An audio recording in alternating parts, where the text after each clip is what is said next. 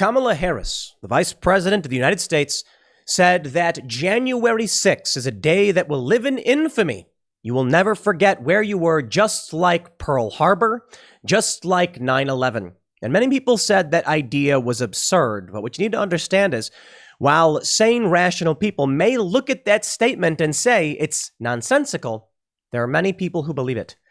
On January 6th of this year, my studio was swatted just last week.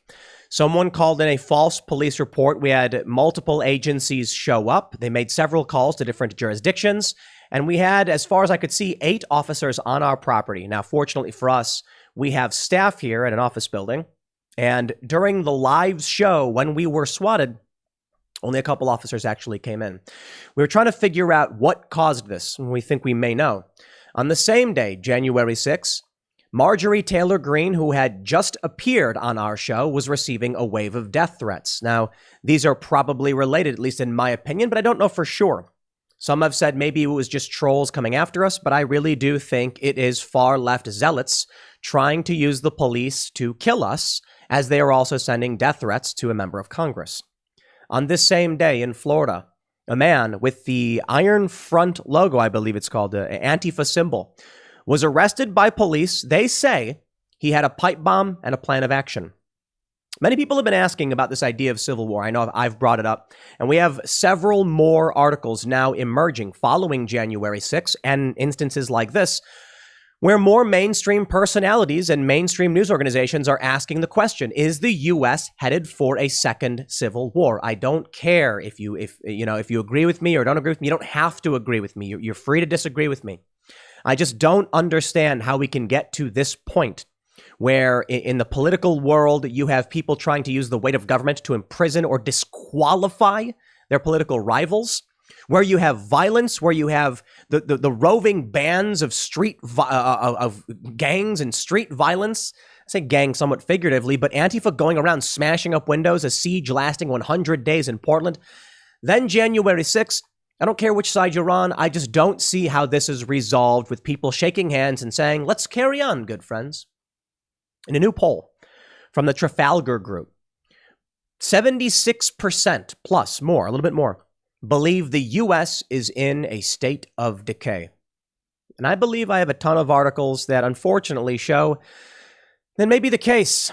I mean, look, aside from the violence, we've got rampant inflation, more money being printed in the past, 2 years than we've seen in the past 200. Well, technically, if we're going back to the start of the Fed, 100, let's say that.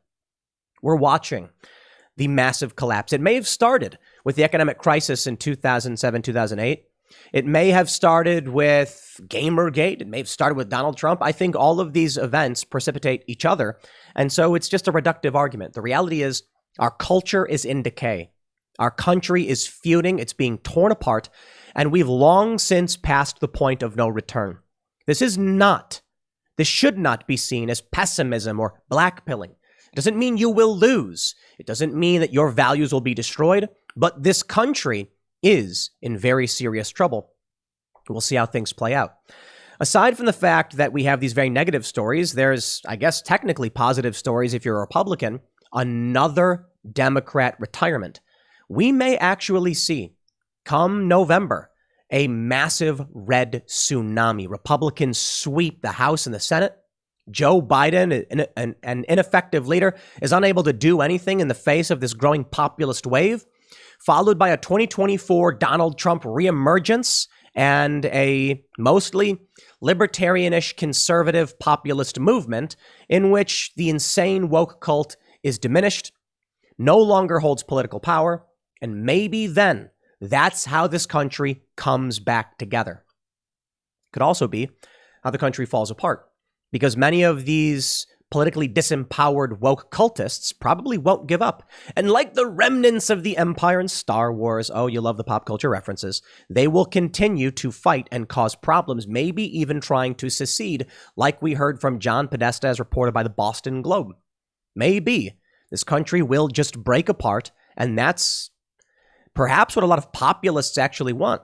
Though my fear then would be what China would do. You want more evidence that this country is going to be ripped apart? New York will now allow non-citizens to vote. So I'm sorry. When you see the conflict, the crisis, the chaos, the retirements, and then New York City saying outright, non-citizens can vote here. What's the point of a country? What's the point of your borders? What's the point of being a citizen? Show up, stand around, and you can vote. And of course, those who do will just vote to extract from the system. It's a system that can't survive, and in fact, may already be done. Let's read the news, though. And we'll get started by talking about what's going on with this sleeper Antifa. That's what they're calling him. Before we get started, head over to timcast.com and become a member to help support our work. As a member, you are helping all of our journalists keep doing the work they do. We are funded almost exclusively by members, and you will also get access to exclusive members-only segments of all of our shows, notably the TimcastIRL podcast. We recently hosted Marjorie Taylor Greene. You definitely want to check out that episode at timcast.com. But don't forget to like this video, subscribe to this channel, share the video with your friends. It's really the most important thing you can do. Now, let's read this story from the Daily Mail. He was a sleeper. Man, 22, who was caught carrying pipe bomb to January 6th anniversary rally in Florida, along with direct action checklist and combat helmet, had no criminal record. The Daily Mail reports police arrested a man as he fled a Capitol riot rally in Florida carrying a backpack containing a homemade pipe bomb. Garrett James Smith was jailed on his 22nd birthday, January 6, 2022, near a rally being held outside the Pinellas County Justice Center in protest of a local Capitol riot suspect's arrest. Now, I want to point something out for you, my friends. The left, the establishment. Kamala Harris says January 6th is a day, that will remain in infamy, blah, blah, blah. On the right, you have people rallying in defense of those who rioted. Again, I'm not here to tell you which side you should be on, but I'm here to tell you that there are two sides. And there's technically more. But in the bigger picture, you have the left overwhelmingly opposed to what happened on January 6th, calling it the new Pearl Harbor. And you have people on the right saying it was a riot and these people are political prisoners who should be released. The country is being ripped in two. That's a stupid thing to say. The country is already in two. They say he was chased down by deputies while sprinting away from the rally, ostensibly spooked by something, while wearing black clothing and a black face mask. Among the contents of his backpack was a black helmet painted with red logos similar to those to the headwear worn by protesters in Portland. I love the despicable nature of these news organizations. Say it for what it was. Antifa symbols. Among the contents of his backpack was a black helmet, they say. His direct action checklist laid out what he intended to carry, including flammable rags, a gas mask, pepper spray, a multi-tool pocket knife, a survival whistle, and more. They believe the bomb he was carrying was packed with nails. Pinellas County Sheriff Bob Gualtieri said investigators probing Smith's background found no criminal history or social media presence, making him a sleeper suspect, the most worrisome type of people. These are the most concerning individuals because there's no opportunity to intervene and thwart their criminal activity until they actually act, he told reporters during a January 7th press conference. Fox News says this. Florida man with Antifa gear allegedly targets January 6th rally. Police find explosives at home. His helmet allegedly contained the Iron Front logo, which has been used by Antifa groups. So there's some photos of the bomb that he contained. Here's a picture of his direct action checklist, which is really stupid, mind you. Who is this guy? No criminal history. What was he doing? He's currently being held on a $250 bond. He was charged with 3 counts of possession or discharge of a destructive device, as well as 1 count of loitering and prowling. Quote, "We're fortunate in this situation that something caused Smith to flee before he ignited the explosive device, and deputies were able to apprehend him," Gualtieri said. Now, maybe this is just a one-off. Considering what we saw with that man in Portland, Aaron Danielson, who took 2 to the chest when an Antifa extremist decided to end his life, I do not believe this is an isolated incident. It may be rare-ish, but we had that man, I believe it was in Spokane or Olympia, who showed up with a ghost gun at an ice facility and firebombed it, and he died. We had the man in Portland who shot Aaron Danielson twice in the chest, killing him. We have this. This won't be the end of it. It may be anomalous. I don't know. Maybe we go through these periods of tumult in the United States. As I've often said, I don't see how we get past this when you have the mainstreaming of these conversations, when you have the mainstream acknowledging what I've been saying for some time from The Guardian. Is the U.S. really heading for a second civil war? I think we're already in it. I think most of you probably agree. We are in some kind of warm civil war. And so some people have said it's a cold civil war. Well, the cold civil war was 2 years ago, 3 years ago. Actually, I think it was 4 years ago. Princeton professor said we're in a cold civil war. A hot civil war would be people actually fighting with each other. Considering what happened on January 6th, considering whether you agree that Mike Pence should have intervened or you think that it was an insurrection, I think most people would view this as a major moment in the Civil War, right? This was physical action, a group of people attempting to stop the electoral joint session of Congress, whether you agree with them or not. Now, it wasn't so much as a directed plan or anything like that. And that's where I think we can draw this distinction and say maybe we're not in Civil War territory yet. It wasn't like people had written up a plan saying, here's what we're going to go do and here's why we're going to go do it. They didn't, in fact. It was a riot. This is according to the FBI, that people showed up, they were angry, and they just smashed stuff. And some of them broke in. Most of them, I believe, were let in by cops who opened the barricades, fanned people in, and then opened the doors. Those videos exist. Go watch them.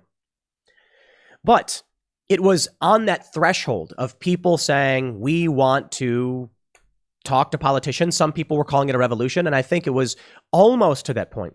Now, perhaps the next step in this will be people actually taking action to intervene in some kind of electoral process. Let's see what happens in November. Maybe people calm down. Maybe people are tired of this. Maybe the left gets shoved out because people are saying no more and Democrats are retiring. But maybe this isn't what matters. Maybe it doesn't matter that people are fighting. Maybe what matters is that there's no confidence at all in the system.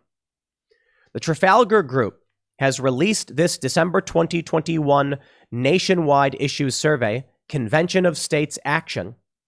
It was conducted December 17th, December 21st, with 1,076 respondents. Now, Trafalgar Group is a well-known, prominent polling institution. Their margin of error is just about 3%. Their confidence is 95%. Response distribution, 50%. And 1,000 respondents, not bad. They could do more, but 1,000 respondents, not bad. Here's what they find. Do you believe American society and culture is in a state of decay or a state of progress? 76.8% said state of decay. 9.8% said state of progress. Among Democrats, 61% said state of decay, 23.6% were unsure, and 15% said progress. Among the Republicans, 85.9% state of decay. And among those who are not affiliated, 81.8% of respondents said decay. Now, 45 to 64 was the most prominent age group, followed by 65 plus. All right. Well, I'd be interested to see what younger people think of things. And I got to be honest, I'd be willing to bet that younger people probably think it's worse, substantially worse. Now, maybe among younger Democrats, they think there's more progress for sure, because they're certainly gaining ground among themselves. But they'd have to. I don't know if they'd actually say progress. The younger left, like the Bernie Sanders supporting Gen Z progressives, tend to view the United States as completely failed. Now, here's this I think doesn't matter as much. The ethnicity participation shows 71% were white, 12.3% black, 11.5% Hispanic. These actually track with nationwide trends, slightly skewing a little bit for white, but not. It appears to be negligible because the U.S. is around 70% white. Among party participation, it was mostly Democrats who responded, 39.3% to Republicans, 35.6%, and it was slightly more female. I don't know if those demographic breakdowns matter as much as just to say the overwhelming majority of people say the U.S. is in decay. And let me show you some stories that I think back this up. No matter which side you're on, I think these stories that I have for you, just what's happening in the United States, will show you that the country is fractured. The Post-Millennial, quote, "So when does this emergency end?" Justice Barrett asks on behalf of the American people. Right now, Supreme Court is hearing oral arguments, or they did hear oral arguments on the vaccine mandate. The left wants them. Why? I don't know. I honestly have no idea why they want these vaccine mandates. We heard last summer the CDC director saying that the vaccines cannot prevent transmission. They do reduce severity. So what's the point of the vaccine mandate? To make sure that when you do get sick, other people are being forced to undergo a treatment that will make them less sick? It's not going to stop people from getting sick. Why have they kept saying it? When does the emergency end? In which case the mandate is over. If you're on the right, you're saying no mandates. People should not be forced to undergo medical treatment against their will by government saying you have no access to public accommodation or work. The left is agreeing with it. Well, I have no idea how you navigate that, because it seems like the establishment left perspective is force it no matter what. Why? Doesn't matter. Do as you're told. We cannot function as a country if that's the case. From Timcast.com, FDA Guidance and some state healthcare systems prioritize COVID treatments by race and ethnicity. Update guidance and frameworks in some states, supported by the newest FDA guidance, prioritize care outside of underlying medical conditions. An update fact sheet for healthcare providers from the FDA approved emergency use authorizations of sotrovimab only to patients considered high risk. The update from December 2021 says medical conditions or factors such as race or ethnicity place individual patients at high risk for progression to severe COVID-19. How do we have a country that says certain races, certain backgrounds should have access to medical treatments that others don't? I mean, look, if you want to go back 200 years or 100 years and have those arguments, sure. We used to have those arguments about racial differences in medical treatments. We don't anymore since, the 1964 Civil Rights Act. We are slipping backwards. It is the establishment left and government institutions that are implementing these things. I think most Americans don't like this, but you can see this is an untenable situation. There will not be a circumstance in which people who are moderate, post-liberal, or right-wing or libertarian are going to walk up to Democrats, shake their hands, and say, we agree. By all means, Democrats should implement racial segregation. No, that's a terrible idea. Who is going to agree with that? The Democrats want it, and they're getting it. CDC Director Walensky dodges misinformation from Supreme Court Justice Sotomayor. Supreme Court Justice came out and gave false information on what's going on with the pandemic, saying 100,000 children were in serious condition. It's absurd. It's false. And Americans that are paying attention can see it. But let me show you exactly where this country falls apart. Let there be no question. Anybody who says that New York City allowing non-citizens to vote is okay clearly does not understand the concept of a country, doesn't care about this country, and is probably, in my opinion, encouraging the destruction of the United States.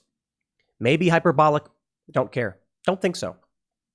Axios reports more than 800,000 non-citizens can vote in local elections after New York City Mayor Eric Adams allowed legislation take effect on Sunday.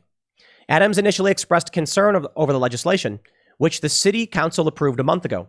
The Democratic governor ultimately supported the measure and allowed his 30-day time limit to veto the bill expire. If the implementation is not curtailed by a judge, New York City will become the first major city in the country to extend voting rights to non-citizens. That's it. If you can vote while not being a citizen, you do not have a country. It starts in New York. Now, people who are not citizens, who have no allegiance, who have sworn no allegiance to this country, can come in and after 30 days or however long, maybe it's not 30 days, but they can come in and they can vote. Okay. Then they're going to vote against your interests. Imagine having a house and you have house rules and chores and you and your roommates vote on who is allowed to come and stay the night. And then one roommate says, you know what?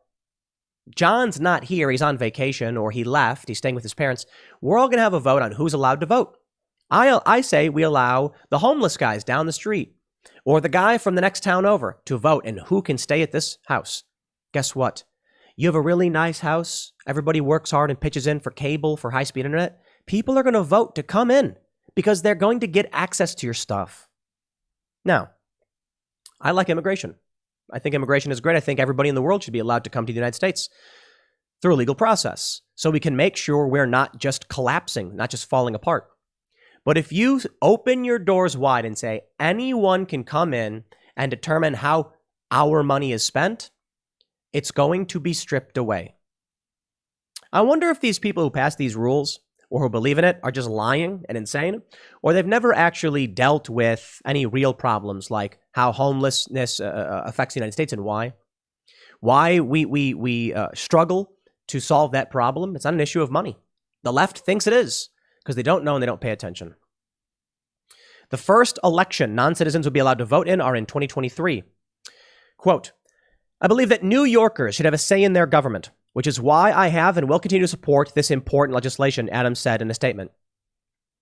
I believe that everybody in this country should be filing a lawsuit over this to however they can. I'll take a look at this. I believe every state should be filing a lawsuit to the Supreme Court saying this is unconstitutional, and we will not be party to a union that allows non-citizens to vote in our elections because they're going to influence. Non-citizens are directly now allowed to influence all of the laws in this.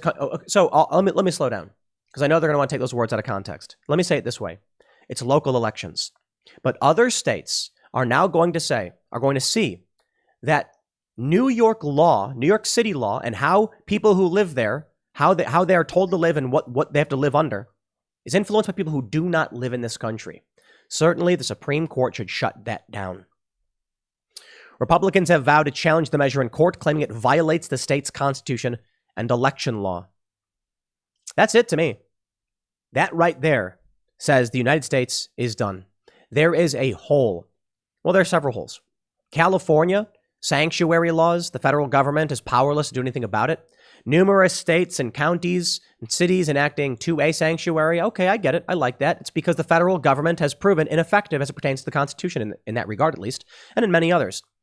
But if New York and California are basically saying, we're going to let people come in, take U.S. resources, then I believe the federal government needs to cut them off in terms of federal funding. California, let me tell you this. I explain this to people all the time, and they don't get it. Illegal immigrants and non-citizens technically vote in presidential elections. What I mean by that is when California allows even 1 million non-citizens to enter the state and protects them, they're counted in the census. Congressional seats are apportioned based on the population, not the citizen count. And that means non-citizens give voting power to California. My understanding is that in the last election, and many of you may have heard me say this, but I do sometimes have to repeat these in separate segments because a lot of people haven't seen every video. My understanding is that California in 2020 got 1 extra electoral vote based on non-citizens. So non-citizens who don't vote. But because California is majority Democrat, those people get an extra congressional seat, an extra electoral college vote, which invariably goes to the Democratic candidate and allows them to win, helps them to do it. New York will be doing something similar now. Imagine being in New York, paying taxes. It is, I believe, the highest taxed city in the country because you've got city income tax along with state and federal, so you get taxed more than anywhere else. I believe California comes in second, but they just have the highest state tax. I believe I could be wrong about that. Imagine a portion of your check. And then all of a sudden, what is that? 800,000 non-citizens decide that your money should go to them, should go to their services. And some of these people probably don't even pay taxes. They're not citizens. They have no allegiance to the community, to you. This is where we're going. Let me show you some other stuff, huh? Navy training goes woke. Boot camp to include diversity, equity, inclusion training. Bernie Sanders says the Democratic Party has turned its back on the working class. Surprise, surprise. You know, Bernie Sanders said in 2015 that open borders was the Koch brothers' proposal. Where's he now? The spineless, duplicitous scumbag. I was a big fan because he was talking about unions and working class and factories. He was saying bring our factories back. He was saying open borders is a Koch brothers' proposal because it brings cheap labor in. Now what's he saying? Now what is he doing? It's pathetic. Playing tribal games. Bernie is one of the worst. The worst. You know what? You know why he's the worst? An apostate. You know what I mean? You know what I mean by that? Bernie Sanders supported the working class. He used to. He sold them out for what? Clout a third home, a summer home, to sell his book, make $1 million. Congratulations, Bernie. You're a scumbag. The Democratic Party is falling apart anyway. We got a problem here. Low morale and redistricting hand Democrats a growing retirement issue. This is crazy. This is from December 21st. We've got a ton of Democrat retirements. And so this says to me, when people watch these videos and they say, oh, Tim, you're being too pessimistic. No, it's realistic. It's not pessimistic. It's realistic. Here's realistic. Jack Posobiec, bare shelves, Biden, Arlington, Virginia. Grocery stores in D.C. Now, here's the funny thing. This isn't a Trader Joe's, and it says 2022 up top. Like, these are new photos. We got this one, grocery store in D.C., empty shelves. I noticed my local grocery store was a little light on a lot of goods. I wouldn't say it was nearly this bad, though. We didn't notice anything like this. But this is what's happening. We've got the COVID pandemic, lockdowns extended, just collapse. It's just getting worse. It's not pessimism. It's realism.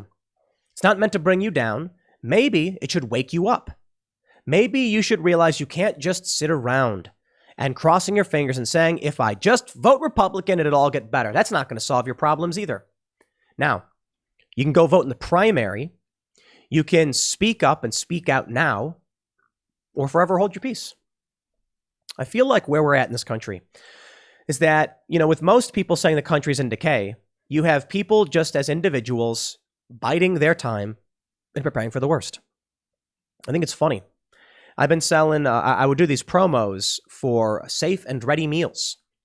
We would do a shout out for safeandreadymeals.com.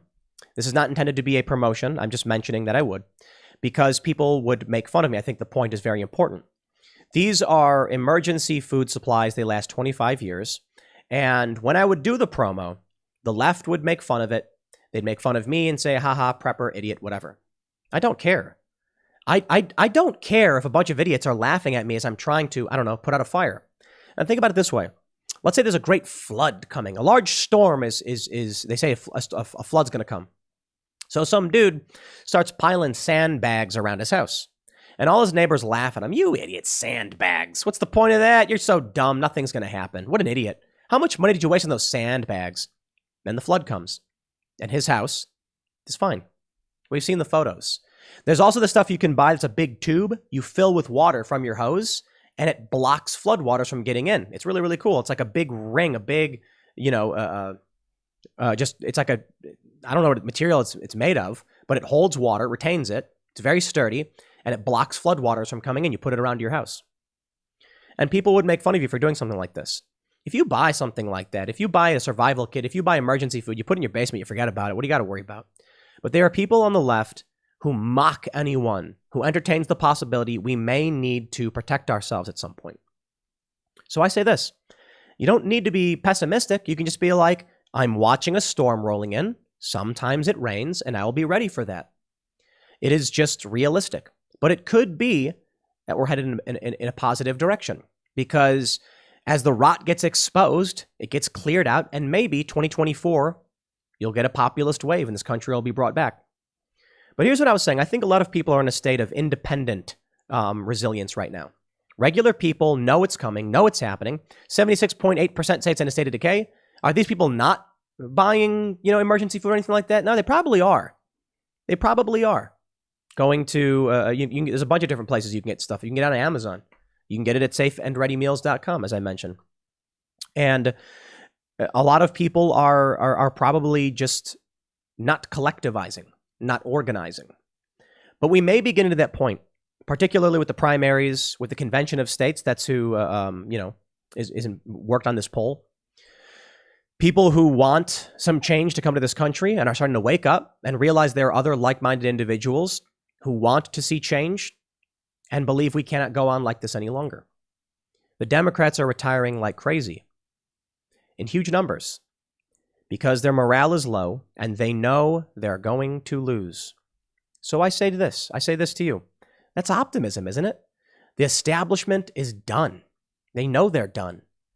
Bernie Sanders and Donald Trump were the populist insurgent candidates. Bernie failed and then dropped to his knees to fillet the Democratic Party. And Donald Trump stormed in and took over. They booted him out, but it's not enough.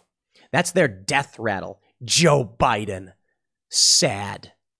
So I'm not worried and I'm not pessimistic. Bad things are happening and crazy people are getting crazy, and the night is always darkest before the dawn. Bad things may be on the horizon, but good follows after.